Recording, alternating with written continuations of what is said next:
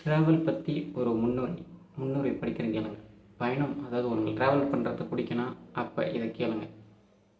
உலகின் முதற் பயணி சூரியனே, அது முடியாமல் பயணித்து கொண்டே இருக்கிறது. பயணம் மனிதர்களை மாற்றுகிறது. சைபீரியாவில் இருந்து பறந்து வரும் நாரைகள் வேடந்தாங்கலில் தங்கி இனத்தை விருத்தி செய்கின்றன. பறவைகள் தன் இனத்தை விருத்தி செய்ய பறந்து வருவது போல நம் அறிவையும் அனுபவத்தையும் விருத்தி செய்ய பயணம் செய்ய வேண்டும். பயணத்தில் நாம் புதிதாக அனுபவங்களை பெறுகிறோம். புதிய உணர்வுகள் தோன்றுகின்றன. உலகை பற்றி நாம் கொண்டிருந்த எண்ணங்கள் உருமாற துவங்குகின்றன. காணும் இடங்களை வியப்புடன் சிறகடித்து அகன்றவனில் பறக்க துவங்குகிறோம். பயணம் என்பது வெறுமனே ஒரு இடம் விட்டு ஒரு இடம் செல்வதில்லை. நமக்குள் இருக்கும் 1000 கதவுகளை திறந்து விடுவதே பயணம். எந்த வசதியும் இல்லாத காலத்திலே மனிதர்கள் நீண்ட தூரம் பயணித்திருக்கிறார்கள். கடல் வழிகளை கண்டறிந்திருக்கிறார்கள். நட்சத்திரங்களை துணையாக கொண்டு நடந்திருக்கிறார்கள். இன்று எல்லா வசதிகளும் வந்துவிட்டன. ஆனால் பயணம் போகிற மனநிலை பலருக்கும் வாய்க்கவில்லை.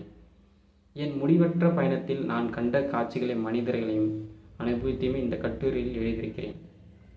இது தேசாந்திரியோட புக்கோடைய முன்னுரை. இந்த புக்கோட ஆசிரியர் யார் பார்த்தீங்கன்னா எஸ். ராமகிருஷ்ணன் அவர்கள். உங்களில் எத்தனை பேருக்கு அவர்கள் தெரியும்னு தெரியல. கண்டிப்பாக தெரிஞ்சிருக்க வாய்ப்பே இல்லை.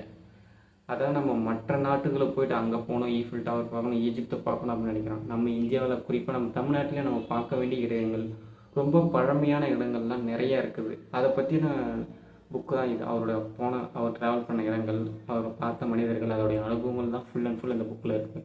உண்மையிலே புக்கை படித்து முடிக்கிறதுக்குள்ளே சாரை பார்த்தே நான் நினச்சேன். பார்க்குற வாய்ப்பு கிடைக்கல. பட் அவர்கிட்ட கால் பண்ணி பேசுகிற வாய்ப்பு எனக்கு கிடைச்சிது. உண்மையிலே ரொம்ப எனக்கு சந்தோஷம் அவர்கிட்ட பேசுனதில். புக் எல்லாருமே வாங்கி படித்து பாருங்கள்.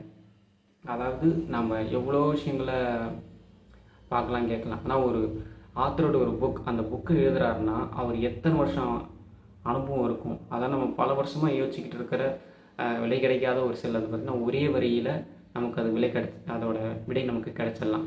ஆனால் அவருடைய உழைப்போ அதோட பார்த்திங்கன்னா ரொம்ப அதிகமாக இருக்கும். இப்போ ஒரு புக்கு எழுதுறதுக்கு ஆத்தருக்கு 5 to 10 years ஆகுதுன்னா அந்த அந்த எக்ஸ்பீரியன்ஸ் பார்த்தீங்கன்னா ஜஸ்ட் ஒரு புக் நம்ம 1 day அந்த புக்கை படிக்க டைம் ஸ்பெண்ட் பண்ணால் அத்தனை ஒரு டைம் நமக்கு சேவ் ஆகும். அந்த எக்ஸ்பீரியன்ஸ் ஜஸ்ட் 1 day நமக்கு கிடச்சிடும். புக்ஸுன்றது மிகப்பெரிய ஆயுதம். பெரிய பெரிய அறிஞர்கள், ஞானிகள் எல்லோரும் சொல்கிற விஷயம் என்னென்னா புக்ஸு தான் மிகப்பெரிய ஆயுதமே. அதனால் எல்லோரும் புக்ஸை படிங்க.